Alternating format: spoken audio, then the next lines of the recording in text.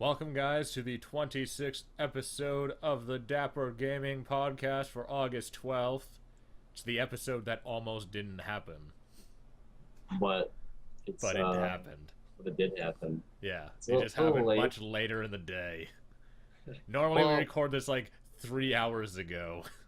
much later in the day, but at the same time, it's only like 2 hours about our normal time. So Well, it's it's like almost 3. We're like 10 minutes before starting, 3 hours later than normal. true. So But, we're yeah, and well, really, we're like 27 hours later because this is also a Monday and not a Sunday. Normally, we record on a oh Sunday. oh geez, Oh, we're way God. off. We're failures. We obviously intentionally meant to do it on Monday because the only thing worth talking about this week is the international, which ended at like after midnight on Sunday. At least Yep. after midnight for you. It was like Yeah, 9 o'clock here. I was like, yes. yeah, that's a pretty good time. I mean, it was pretty late here, but at the same time, that Okay, was last year the finals kept having all these delays. It was fucking midnight here by the time they ended. those were hosted in Seattle too, weren't they? Yeah, they're So at Bella Royal Hall. yeah, that setup was nuts. Oh, it's insane. Wow. I haven't watched. I didn't watch any of the other two internationals, but I've watched all of them because I used to play a lot of Dota.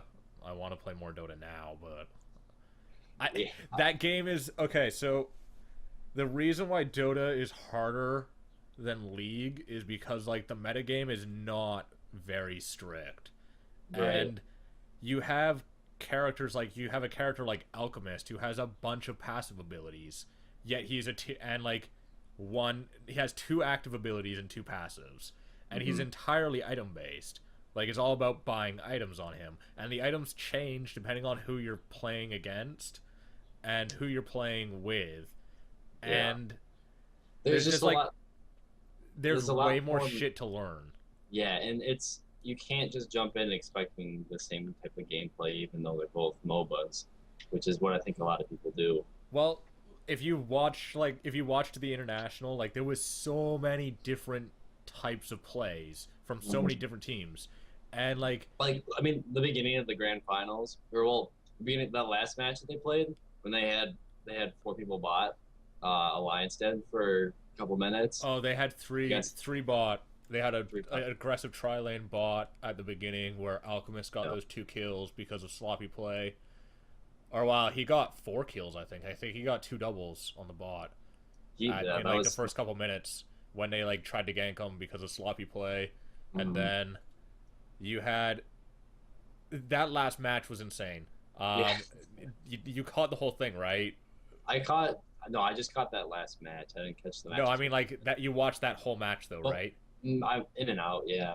I mean, I the saw. the very ending was insane when they go for Yeah. when they do the split push with Bulldog on Nature's Prophet, and then Yeah. When he was down. Loda Loda and was it Aki playing Wisp? I can't remember who was playing Wisp, but No, it wasn't. um, Loda and the Wisp like relocate bot lane and destroy the bottom barracks, or while they're destroying the bottom barracks, and then Nature's Prophet's destroying the top set of barracks, and all of Navi tries to like teleport back, and then S4 gets the fucking amazing Dream Coil that cancels the three TPs, so Yeah. that um Alliance could destroy those two sets of barracks. And I was like, oh my god, what the fuck is happening? And like I had a bunch of people over at my place to watch it on my Oh, TV, yeah. and like we were drinking all day and like ordered pizzas and stuff, and we're just like flipping shit because it was like so fucking insane to see this play. We're like, oh my god, like that was the most intense game of Dota I've ever seen in my goddamn life, because like game 5 of that set or of that series was so back and forth.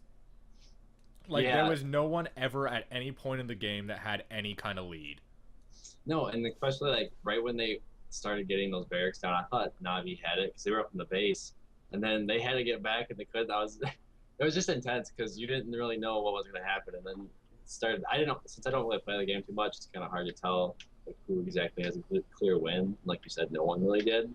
But the announcers really made it clear that like after that Roshan at the end, they had to kill basically 10 people, and that's going to be impossible for them.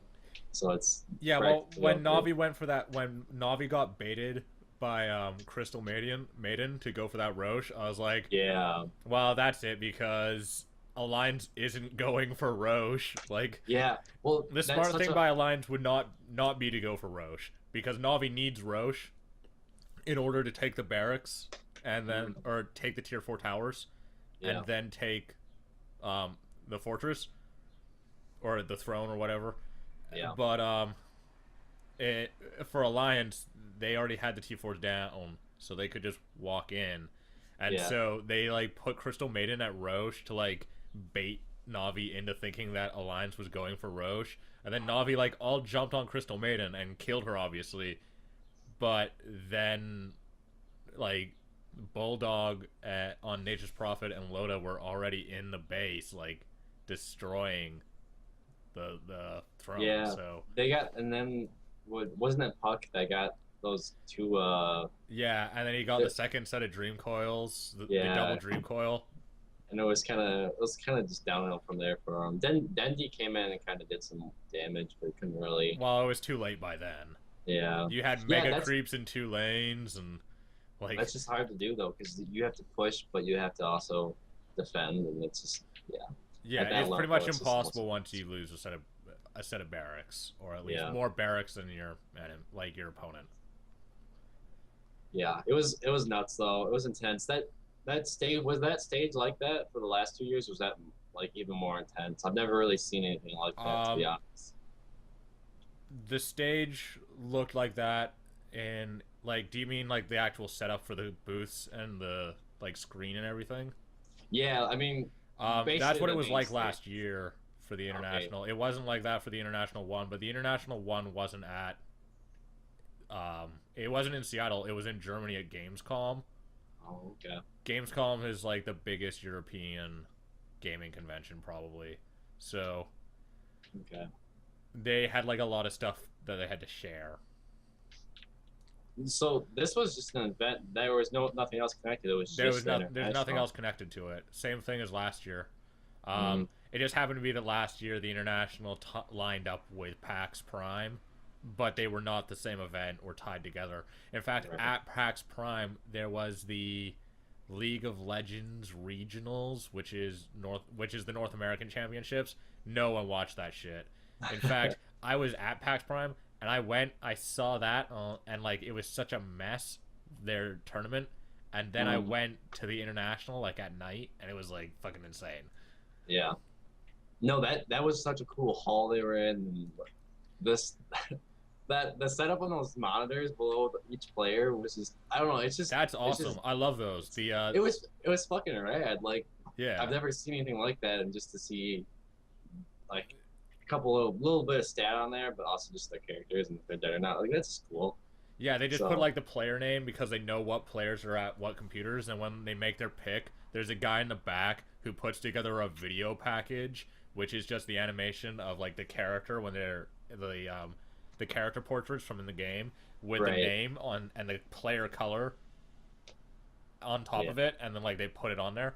So like it's not there instantly when they make the pick, but they were putting them up like 30 seconds to like a minute later, which that would be fucking so hard to do, like to get on yeah. like That's pretty the time production crunch. team behind the international is fucking insane. It's like 100 people. It's like over 100 people, and they just so many people doing so much video work all of the time, like so many different monitors, so many different cameras, Yeah, just so many different systems that you can like that bring a video feed in from. Because like yeah, inside the booths, they have like 2 cameras inside each booth, one on each side of the booth, and then so there's 4 in total for the booths. There's all the ones in the hall that like look down into the hall. There's all the ones out on the floor. There's like 5 or 6 of them at the panel. yeah. So It, many.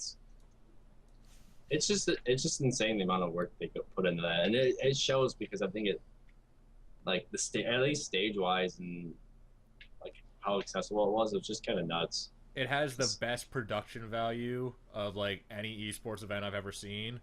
And you can watch, surprisingly, you can watch it without knowing much about Dota, I feel like, because they put so many for this, like, the commentators are really excellent at that because Yeah, they that was they inform you on basically things that you would not know if you don't play the game. who were Um, those two guys for the finals? I was just interested because they knew a lot about the game at the same time they did make it kind of obvious. They just talked about a lot of like the strategy as in well they're like Navi's screwed now or like and why and all those it just fills you in more because I played it but I don't really know much about it so it's kind of nice to actually just have a little bit more information about it. Makes yeah, it more and the enjoyable to watch because more accessible to watch too because not everyone knows everything about Dota. So yeah, and like Dota being a game that's not very accessible for some reason, the international every year is always way more accessible to watch than like any League of Legends stream I've ever seen in my goddamn life. Because like whoever they have in that community to commentate for League are pretty atrocious.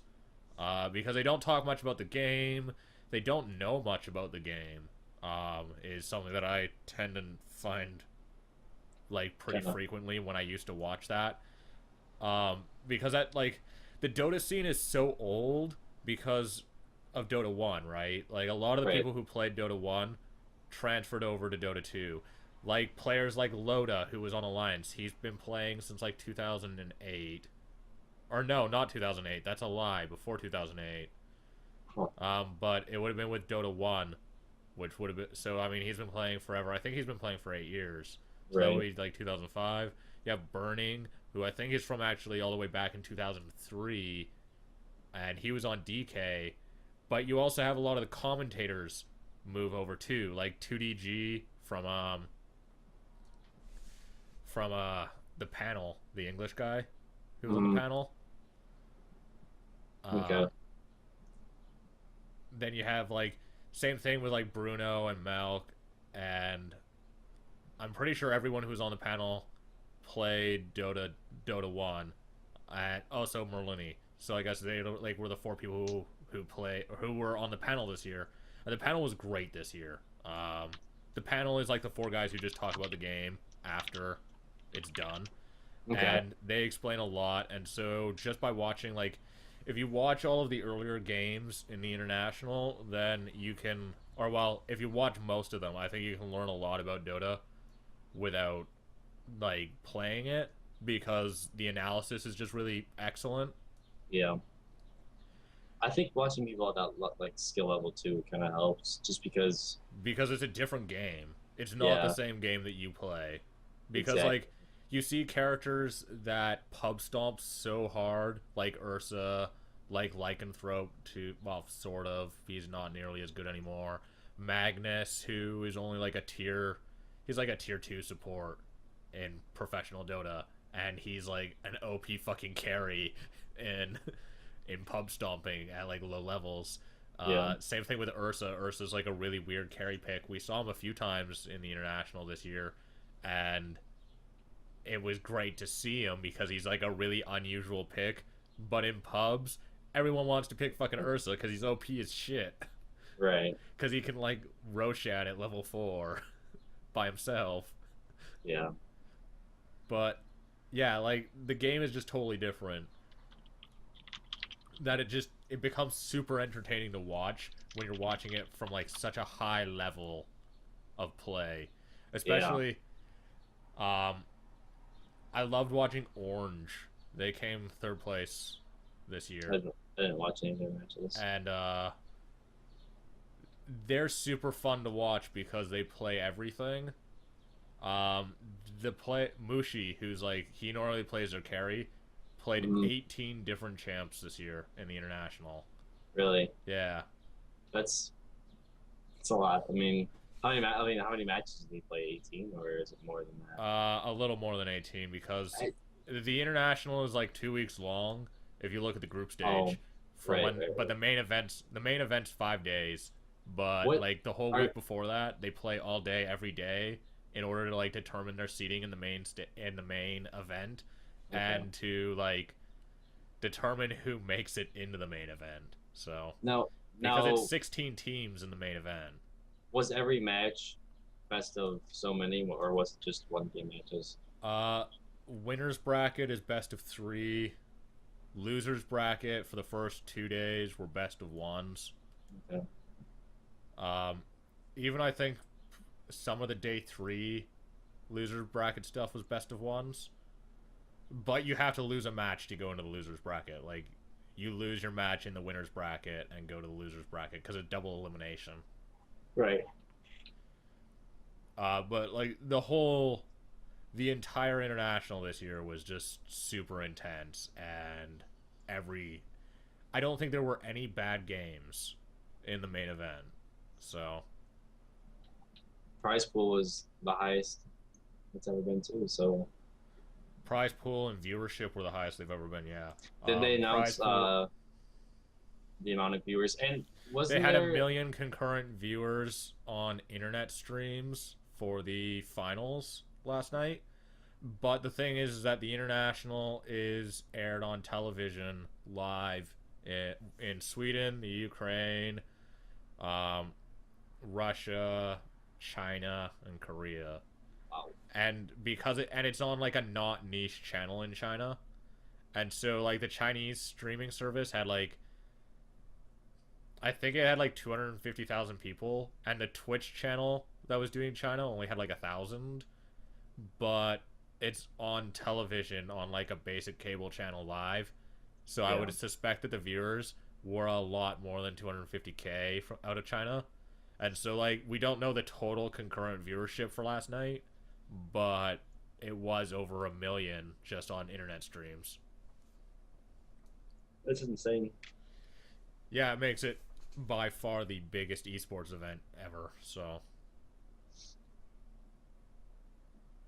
it was just super fun to watch. I really want to go to it next year. That would be an event that, I mean, not even being that in the Dota, it would be a cool event to go to just because of the atmosphere that's around there. Everyone seems really into it.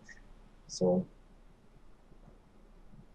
and just the production value that goes into it, you know, it'd be more of an event that you enjoy being at. So, yeah, well, I mean, I went to International 2 last year just at night because I was already going to be in Seattle, and there's not good night stuff at PAX generally, so I always left PAX. I was like at PAX in the morning and the International in like the evening. Yeah, that's what I heard about PAX. PAX Prime, right, up in Seattle.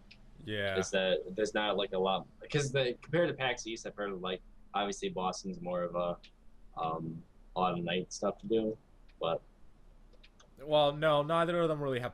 Well, the thing about going to PAX is that you pretty much go for panels, right? Because like that's the only thing other than walking the show floor that you can do, but you can really only fucking do that for so many days.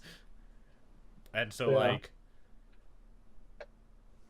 if there wasn't a panel that I wanted to see in the morning, then I would end up just being on the floor, like, and then I would just go to the International later. So yeah.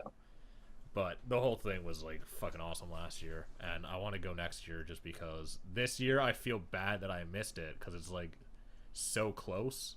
It's a ferry ride away. Right. So it's pretty accessible. Did they say like how much tickets were to it, or is it? They're like $150 or something. Is that for the whole event though? Yeah. Oh, well, that's not bad for that many days. That'd be fun. I can't remember what the price was for it this year, but I know I paid something like that when I went in like the International 2. So not bad. And when I went to the International 2, my fucking team won, and this year they lost. They got knocked out in like fucking 5th or 6th position. What team? Invictus Gaming. They're a Chinese team.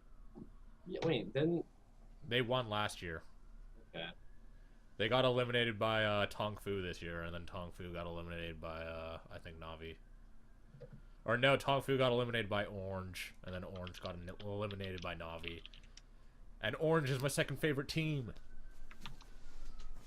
But not being stupid, I bet my rares on Alliance. I always knew Alliance was going to win. I mean, they went undefeated. But I thought they were going to win 3-1 because that's the International curse.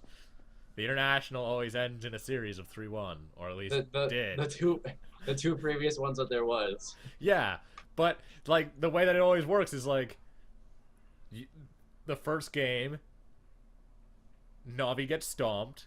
The second game, Navi stomps back. Then the third game, Navi loses. And then the fourth game, they get stomped again. Yeah. But that wasn't. It didn't happen.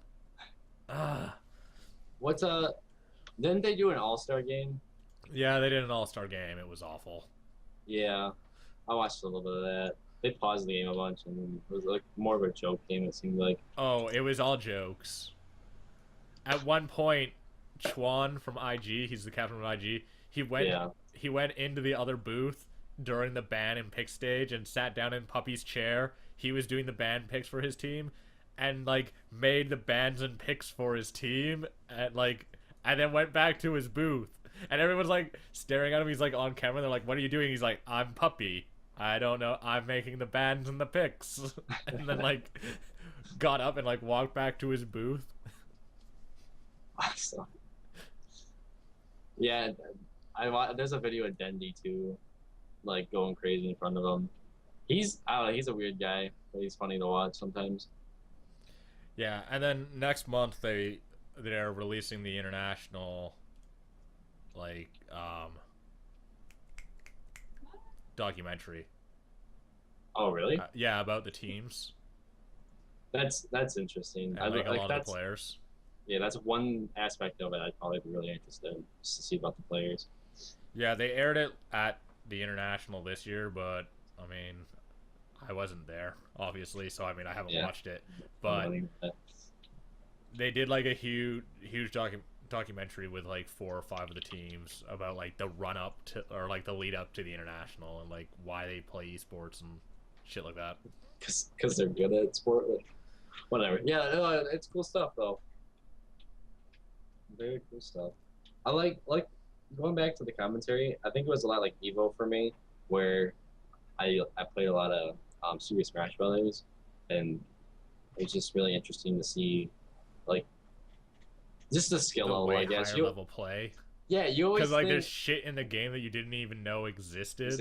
Yeah, and that's one thing about Dota. I mean, I can't really relate to, but I know it's there. And I mean, even the more simpler stuff, I was just like, wow, I can't believe that happened. Like, just how they sustain themselves in the game is just pretty interesting. But yeah, like Evo is just like I played that game. It was like my life for so many years, and I'm like, I don't even know half that shit they just did. So it's pretty interesting to see a lot of that stuff. So, do you want to move on to the next topic? We only have one other prepared topic, and then I want to talk about a game that I got one thing I want to talk about too. Perfect. But let's talk about Civilizations Online, which actually sounds super cool. We'll just let this. We'll just let this go by. There's like an ambulance or something. Oh, that's fine. It was like coming closer. Now it's going farther away. Oh, that's good. We're all good. I'm gonna say it's far enough.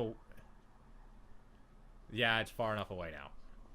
So, Civilizations Online was announced last year for Asian markets, and then they showed off like a trailer this week and teased at it coming to North America. And now it's Korea only again. Well, because they didn't necessarily say it was coming to North America, but this game sounds weirdly cool, in like almost the same way that EverQuest Next sounds fucking amazing. So like, this game is not like Civilizations at all, pretty much. I've never played, so okay, well, first things first. Civ is a turn-based strategy game, and this is real time, and you play one person. Oh. Yeah, so there's like 4 civilizations on a server, and you're one unit in the civilization. You have to like go do stuff, like whether it's going to be like building a wonder or building a library in a city, or... Wait, this is the MMO? Yeah, it's an MMO. So you're one of the people within a civilization. And every unit in the civilization is a real person, and you have to like go build buildings for your civilization and like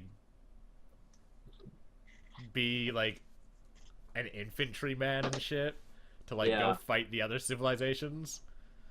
Wait, this sounds and like every couple days, basically every couple days, they're like, well, the winnings, like they put out a condition. They're like, do this, and the first person to do it wins. Like the first civilization to do it wins, and then your civilization gets a bonus for the next time. So like the idea is that everyone has in your civilization has to work together towards this goal so that you can beat the other civilizations. It's the ultimate teamwork game. It sounds really cool, Yeah, even though it's going to be terrible. yeah, that's to get that many people to cooperate and do one thing. It's just gonna be ridiculous. That, yeah, It sounds nothing at all like Civilization as well, though. Like, I mean, I guess in Civilization, you, like, build stuff to unlock technology, yeah. I and mean, it takes time, but, like, you have a turn-based strategy game going into, like, an MMO. this would yeah. This the scale of this game would have to be so large, and basically, if you're thinking of the terms of Civilization and you're playing that game but with an MMO, it would take so long to complete just one game of the actual Civilization as the MMO. Man, that you just get into so much like I don't know. It's just weird to think about. It sounds kind of like interesting, but that's just gonna be so hard to pull off. I was still super disappointed that it's Korea only. Yeah. Okay. Well, I mean, Because I want know. to play it. It sounds cool. It sounds like it probably won't work, but I still want to play it. Because it definitely sounds like nothing I've played before. That's a lie. There's a game kind of like it, but a much smaller scale called Savage 2. But that game's amazing. We play that at LANs all the time. I don't think I've ever heard of that. It's a team-based game, and you have like one person who's a commander, and he tells everyone what to do, and it's in first person, and they have to like build buildings and kill other people, like kill the enemy, and the goal is to destroy their base. Oh, was it made by S2 Games? I don't know who it's made by. I just play it at fucking LANs all the time. I think I'm looking at it. There's like a human and like a beast race. Yeah, actually, I think I have seen. Yeah, About you like that. pretty much only ever see it at LANs because like no one plays it online, and you need like huge teams of 30 people a team. Okay. So like we play it at LANs at my university all the time because when we do LANs we have two computer labs set up with everything installed on them. Then we play like TF2 and like Counter-Strike and stuff within the labs. Also StarCraft 1. Lots of StarCraft 1. No StarCraft 2. We can't run it, so because we don't have LAN, so you can't run our modified versions on it. Because to save on like hard drive space, we have to cut out like all the menus, all of the art assets from the menus. Like it's very bare bones. We leave like as little in the game as like possible to like so that just when you're playing the game does it look like the game. Otherwise it's like very broken. But Savage 2 we like play like lab versus lab, and at the front of each lab there's like a computer that normally like TAs and profs use that is connected to a projector, and that's like the strategy. It's like the commander sits up there because it's like an RTS view, and he like points to the wall, and he's like, "People, go fucking here and build this building." And that's that. Okay, in that kind of atmosphere, that would be. It's really sick. Online, sitting by yourself in a room is not nearly as good. Yeah, very frustrating, probably. But I'm like, this sounds a lot like huge scale, persistent Savage, and I'm down with that. Yeah. Move to Korea and you can play it. VPN. That's true. Yeah, that'd be some crazy VPN. Oh. So, what is it that you wanted to talk about? Well, Counter-Strike in general, basically. Some cool stuff has been happening this week. Some good announcements. The CSGO dev on Twitter announced an update, and the only thing that it showed, well, they're coming out with an update, I think, this week or next week. And there was like a sneak peek to it, and it was the M4 with a silencer on it. So, yes. Yeah. Yeah, so that's pretty interesting. I Because mean, if that's you like don't, such a, even though it literally does nothing, yeah, is a staple to the franchise. even though it's a such a cosmetic thing that, yeah, I don't know, but everyone's going It crazy like about that. negligibly reduces recoil and damage. Yeah. So, And I think you don't show up on radars, but but yeah, I mean, whatever. But they also announced that they announced that they're going to announce a way for the community to raise funds for prize pools in future tournaments, which thank fucking god, because the pro scene in Counter Strike definitely exists still, because it's like really ingrained in the game. yeah, Because I mean, it's existed since 1.6. it's a competitive game. It's not very Yeah, casual friendly. So it's I a, mean, Source can be friendly if you play gun game, and there are gun games. well, same thing with But, CS:GO and even 1.6. I mean, there was always the casual group, right, but that's a very straightforward. This is yeah, competitive game. it So doesn't appeal. Well, it was always based around being a team based game, which instantly is not very casual friendly. Like, it's not pick up and go. Like, you need yeah, friends and people to play with, and right. But I know it's interesting, and it's kind of funny the timing of it because the compendium, right, for yeah, which Dota was 2. the way that they raised funds for Dota 2 for prize So pools. that's interesting because I think that'll get a lot more people involved in the scene and recognize that it's actually there, and maybe open up more leagues because I've been trying to find a league to play in rather than ESEA, but it's hard to find a non-pay to play league, and I don't really want to pay. I just want to kind of get pumped up and go run a match because If I ever get the time, we should start scrimming. I'll get Tretis and Koopa together, and we'll all play, and it will be terrible now because we haven't played in forever. yeah, It'll be fantastic.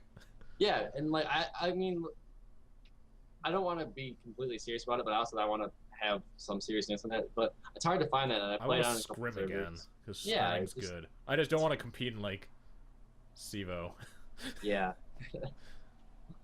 But yeah, no, I think it's really interesting, and I'm kind of glad that they're doing that because it really helps. I mean, obviously through Dota 2, you saw they raised what, 1 million? They Something? raised 1.8 million, I think. Yeah, that's so nuts. I mean, obviously the following's a little bit bigger, a little bit than Counter Strike is right now. So Well, I feel like the scene. Okay, Dota 2 is not as big as Call of Duty and League of Legends and StarCraft 2. I don't feel like they are. But the event for Dota 2, which is the international, is much bigger than anything those three games do ever. right, And I feel like the pro scene in Dota 2 is just like it's so strong and healthy because of coming from Dota 1. And Counter Strike is very much the same way. The scene, although there's not a lot of money in it, and the viewer numbers are not anywhere near stuff that you see in MLG like Halo, COD, and StarCraft and League. The scene's really strong because it's so old. Like, it's yeah, not going anywhere. It will always exist. Because I mean, I used to play competitively back in Cal. I was in Cal O, and then M, and then yeah, or yeah, well, Cal O, and then it was A, and then M. But that's the way it went. I was always too terrible to ever be an A and M, but I was there, and I feel like it was mostly because of my ability to strategize, because I was always a person who laid out plays. I was always a backup player for teams, hmm. but I designed and ran all the strats. No, and I mean that's a really vital part of that, anyways, because when you Yeah, but play, like the scene, what I'm saying, what I was gonna say is that the scene though, like back then, when you still had StarCraft 1 players making big money out in Korea, and you had Counter Strike players in Europe making reasonable money, in North America, the scene was still like pretty strong and pretty alive, even though none of the leagues made money. Hence why Cal doesn't exist anymore because it never made any money ever. Um, why? But like, you still have this scene because the game is so strong. It's like an actually competitive game, and people in the scene want to play it together competitively, just because they love the game and not for any money. And so even though the scene doesn't have much money in it or viewership, it's still like it's way healthier than, let's say, StarCraft 2, which people are in a panic about because WCS regional finals, so the EU, Asia, North America finals were this weekend, and they got below good numbers. They had like 10,000 viewers for the North America finals for WCS, Wow. which is the Blizzard big like unified league that leads up to the WCS World Finals, which is like the international of StarCraft. And it's because it was during the international, so no one fucking watched it. But you have like they're in trouble. WCS hasn't been doing nearly as well as people would like it to. The prize money doesn't get paid out in StarCraft 2 in a reasonable amount of time, as in it takes like more than a month or two to get your prize money for winning a tournament because no one pays you. IPL is gone. IPL was big for StarCraft, which was the IGN Pro League. They closed down because they weren't doing well enough, at least money wise. And so the issue is like, and those scenes are kind of freaking out because you look at a lot of the teams and they're not really making, sponsors aren't happy with them even though they're getting wins. And it's largely because the game doesn't support proper competitive play. It's not that the game doesn't support competitive play, it doesn't support professional play, I guess. Because like in Dota 2, one of the things that you noticed, you saw like the banners in the map. Yeah. And Yeah, it had all like, the sponsors on it. And you saw the sponsor logos inside the base and on the map. You saw all of the sponsors. They were visible. You knew who the fuck they were. Yeah. I can't name a single sponsor for a StarCraft 2 player. I don't know any of them. Because you don't see it. You just see a player name. Yeah, I And mean, so, like, especially. and inside of Dota, and it's the same thing goes for League. I don't know any sponsors who sponsor League stuff. I mean, I'm just assuming Asus sponsors a team, but I don't know any of the sponsors for any actual players. And the Right. same thing goes for Call of Duty and for Counter-Strike, because I don't watch much of it, but I mean, I'm sure if I watched it, I'd know who the fuck the sponsors were. Yeah. Because, I mean, in Counter-Strike, we've always put the sponsors on the walls on the map. So it's really simple to do that. Yeah, So. you would make your, like, it wasn't so much for sponsors of teams, but it was for sponsors of the tournaments. You would put their logos on the maps, Yeah. like across the walls and stuff, because it's super easy. You would just make a custom version of the map, and like everyone would use it for tournament play. I mean, that's what Cal did forever. That's what they even do for competitive play now. So Yeah, I think so yeah, no, But- it makes sense. like in StarCraft 2, the sponsors aren't visible. There's no visibility for players or for sponsors, and so those scenes, like, they have issues trying to gain more sponsors. Whereas in Dota, like, everything's built into the game. You can see all of the upcoming tournaments. You can see the brackets for them. You can watch the tournaments inside the client. You can pay and buy your tickets to watch the tournaments in like 1080p inside the client. Nothing else does that. In StarCraft, like, you turn on StarCraft 2, they don't even tell you that WCS is going on. You don't even know that the Blizzard tournament is happening. But in Dota 2, you see every tournament. Like, whether it's North American Star League for Dota, or if it's like that one Russian league that I can't remember, or if it's DreamHack or whatever. If there's a Dota 2 tournament coming on, regardless of size, or well, not size, but affiliation, I guess, you can see it. It's visible. There's nothing like that in any other game.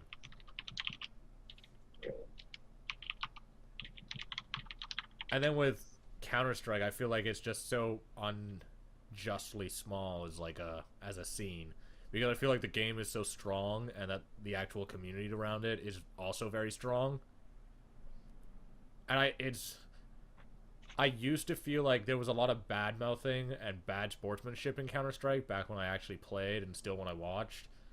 But after seeing Call of Duty, what a bunch of goofs and like skillless players.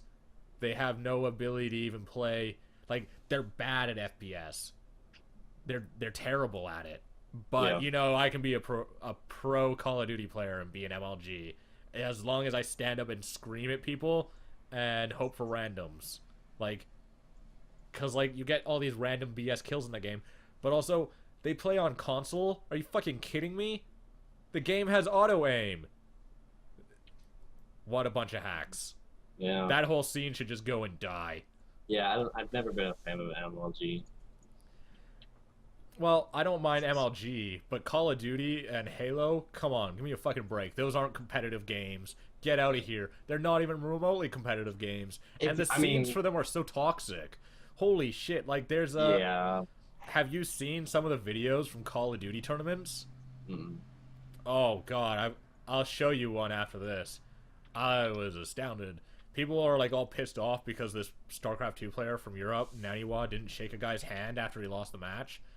But then you watch a Call of Duty tournament from this weekend, and okay, one, everyone in the audience was like a fucking 12-year-old, which was hilarious, and you had like these 19-year-old guys, like these 19-year-old bro gamers, like playing Xbox on a big screen, screaming at each other, like, are you mad, bro? Fuck your mom. I make more money than you. Watch my bank account. Fuck you, asshole. Yeah. What's up, my N-word? And I'm like, oh my god, what is this? This can't be a professional, like, game. There's no way this is a professional game. This is just as bad as going on fucking Xbox Live. Yeah, you have to just, I don't know. I feel like that should be the tournament hosters, like, that should be something they consider too. They should get kicked out for that kind of shit. I've never seen that in my goddamn life. Not even in an online tournament have I seen that shit. I used to like Cal, the Cyber Athletics Amateur League in the open fucking division, didn't let you say that kind of shit. You weren't allowed to talk at all. You just said good luck, have fun, and at the end you said GG. And even technically that was against the rules. But they never banned anyone for that. You had to submit your chat logs. Yeah. Like when you finished a game. I'm fucking astounded that they let that shit go in Call of Duty and Halo. Like, holy shit. Yeah. Like, none of those people should be allowed to play in that scene. Especially because they're all bad and all skillless. Because they can't, they have auto aim. Yeah. Get the fuck out of here. Yeah. Oh. I just get mad thinking about it. Ugh. Okay, so I've got something I want to talk about. Mm-hmm. I just want to plug a game that I've been fucking loving the last several days. I played it like the entire international. I'm still playing it like all the time. Card Hunters. Yeah, okay. I've been playing it too. I had to talk to Comcast about internet issues, and I'm like, I can't really play a full screen game, so I just popped on that for half an hour. It's really fun, right? Yeah, it's pretty addicting, and surprisingly, they don't really screw you over if you don't buy anything. I mean, they do with a couple items and everything, but you can enjoy the game. You can get better items from playing the game than the items that you can like buy. Right. I'm assuming the items that you're talking about are the ones that you get for doing the like premium dungeons. No, I'm talking because about you get like a special, you get like specific items when you beat a premium dungeon the first time, the ones that you have to buy with pizza. Okay. But, well, what level are you? 6 maybe. I mean, like character level. You don't like you yourself don't level up. Your characters just do, right? Yeah. Like this, okay. Yeah, like 6. I think I'm on that first map still. I don't really know. There's only one map. It's just really, really big. Okay. Well, I'm in the first part of it, I guess. I haven't played a ton of it, but yeah, I'm talking more of the where you open up, you collect your loot from the chest, and then another chest. They give you like another item. Oh, yeah, that's not that bad. That's not that bad. That's... Yeah, no, that's what I'm saying. Is like it's you could get it, but at the same time, it's Yeah. not And the huge. thing is that that item isn't better than the regular loot. It's just another piece of regular loot. Yeah, it's usually Um, just like an uncommon whenever I see it, or sometimes a rare, but sometimes it's just normal too. So it's not. yeah, it's just another piece of loot. It doesn't even have a better like drop rate. Because like for example, I picked up 2 legendary items out of the chest for beating a dungeon, and then it was just a regular item in the on like the pillow. I was like, Suck it. yeah, who cares? Um, but I've been playing a ton of that game. I think it's super cool. I think it's really unique because it's like a deck building, like turn based card game, but it's like a tactics RPG at the same time. Yeah, And I think that the deck building is really accessible yeah. I like because the like way it's they all do about it the too. loot, right? Yeah, and that's just really interesting, and it you can really kind of choose your own play style through that too. You don't have to like sort. It kind of screws you over, but it keeps it pretty balanced with what you get through Yeah, each because if specific you play like too. have a low level, like a really if you have like a low so I don't know if you've got power orbs yet. They're like the blue and orange orbs that show up I underneath your character. I have So weapons that I can use for them, but I don't have any. yeah, so you need those weapons tend to be better than the ones that don't use them, but the ones that don't use them can still have stronger spells on them. Like they can have spells like Mighty Spark, which is like a 6 range, 7 damage spell. It's a Hmm. lightning spell. It's like the best lightning spell in the game. But if it doesn't use power orbs, then normally to keep it balanced, it comes with like a negative effects card, which I think is a super cool mechanic because in traditional deck builders like Magic, there's no cards that you take that when you draw they hurt you. Yeah, Like that doesn't happen ever. yeah. But it's because there's no way that you can force a player to put that shit in his deck. Right. The the enemies seem to have a lot of those right now. Like clumsy is one of them. I see a lot like the orcs have, so it's kind of a cool thing. And then those buffs, the buffs you get are pretty neat too. Where I don't know what it is. I think it's your skill. You get a certain level, you get a skill for your character, and you can attach that, and you can play it before a turn, and it doesn't even count before a turn. So it's pretty cool. Oh yeah, the trait cards Trade cards. Yeah. where but you have to play them before your turn. Same thing with negative effects cards. They count as a trait card. You have to Okay. play them before your turn. Hmm. You'll start getting more of them when you get like to higher levels. Like I'm level 13 Oh, okay. on like my whole Yeah. party, and I had to go back though to level a second wizard up so that I could have 2 wizards instead of a warrior because the warrior starts to become really trash when you get to like level 10. Because he's like because they give you the dwarf warrior, but he's too fucking slow to catch up to anyone, so you can't Yeah. kill anything. So it's like he just like walks around the dungeon getting his ass handed to him. And you're like, I effectively have 2 characters. Yeah. Well, he's a minor support for me, but he's never in range to support. So it's just like, well, you are just gonna be a tank and then kind of go on the front lines and Yeah, do. he's terrible. So I replaced him with another elf wizard. Yeah, the characters are pretty cool. I like that you can switch out your skins. That's a neat feature. Um, no, I mean it's obviously just cosmetics, but it's kind of interesting. A few things I don't like though is the fact that um, when the computer always passes and I always have cards left over, I just kind of want to run through my cards, but you can't discard them quickly. You either have to pass and then discard until you're down to 2, or just use them up. And it's not like a long process, but at the same time, it's just kind of annoying to like burn through some walk cards. I wish there was a way to kind of just Yeah, like but I think that get rid of those. they use that to like determine who goes first on the next turn. Yeah, whoever passes first gets to go first. So, Yeah. but I mean, yeah. I guess it'd break a couple things, but it's just an idea. But yeah, overall, it's a pretty fun game. It's nice that it's So a browser game too. I don't have to yeah. launch it from anything. I can just kind of hop on whenever I want. Sorry, can you give me a quick second? Yeah. Okay, we'll be right back with the magic of editing.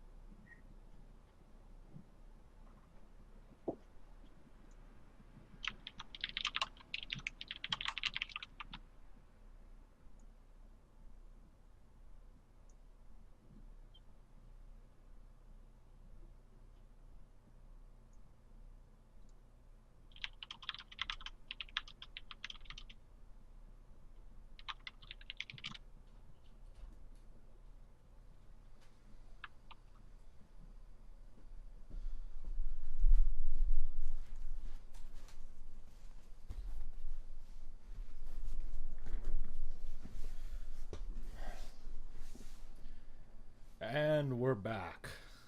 How excellent. Something. Yeah. So, oh fuck. Yeah, I think Car Hunter is like just a super cool game at this point. Yeah. And the beta is super easy to get into because they're adding like 300 people a day, and I don't think that 300 people a day are signing up. So. No, I got in like the morning after I joined and joined sometime that night, so it was pretty quick. Yeah, I signed up in the morning and like got an email in the afternoon. So. Yeah, and it's pretty interesting. I mean, a lot of good concepts. Yeah, you should play a bit more of it, and then we should play some of the multiplayer. What is the multiplayer like? Co-op, or is it kind of? I would imagine it would be versus. Okay, so it's probably a lot like Magic then. Might Magic Heroes. It's turn-based and versus. So like you play, like you get put into like a dungeon, like one of the Right. tile floors, and you just like try to kill each other. Seems fun. Yeah, it's just a turn-based tactics game, and you like pick your cards before you go in. Do you get any loot from playing multiplayer? Yes, you do. Ooh, even cooler. I almost feel like I'm playing someone anyways too, but at sometimes it feels like you're playing a computer because it makes really stupid moves. But at the Yeah, same time, well, at level 7, he starts to make really fucking good moves all of the goddamn time. They like become. Okay, I'm just letting you know right now. When you get to the Ice Trog Tower, that shit's really hard. Like, incredibly hard. they always have. They Be seem to have a prepared to lot. wipe. A lot. They have a lot of good cards, but at the same time, they have a few of them. They don't really. They have a lot of movement cards, but they seem to only have a couple of attack cards. But when they attack, I always get screwed over. They seem Okay, to well, there's these armored trogs that have, like, the best fucking armor in the game. It's a 3+ roll for an armor 4, which is, like, unheard of. Yeah. Because, like, that's a 2 in 3 chance. It's a 66% chance of being Yeah, goddamn successful. They that's have too a good. bunch of them in their deck. Because That's- normally they have 2 of them.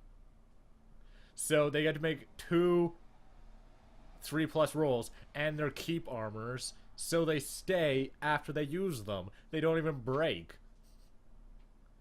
So you need to have spells to get rid of their armor so that you can actually kill the bastards. And they have, like, spear attacks, so you can't even, like, get out of range of them because they have Yeah. a 2 reach instead of 1 reach. Which is freaking annoying. Maddening. Yeah. That game gets really, really hard, really, really fast. But everything up to that point is like super easy. So be prepared. Excellent. Yeah. They're like, here's multiplayer. You're gonna play a match against me though. And then like every dungeon after that in the single player is like fucking really hard. We should play some of that. We should play it right now. Right now, We could play a match. be pretty lopsided. Well, no, because they give you a free party for multiplayer. And, like, everyone scales. Sweet. So if we play, like, your party against my party goes down to the same level as yours. Cool. Or I think your party might come up to the same level as mine. I don't know. Doesn't matter. So I guess that's what we're going to do. So, let's wrap this up then. So, this has been the 26th episode of the Dapper Gaming Podcast. I've been your host, Ryan. With me, as always, Tyler. Say goodbye to the nice people, Tyler. Bye, nice people. And, See you next week. That's what I was going to say. And we'll see you next week.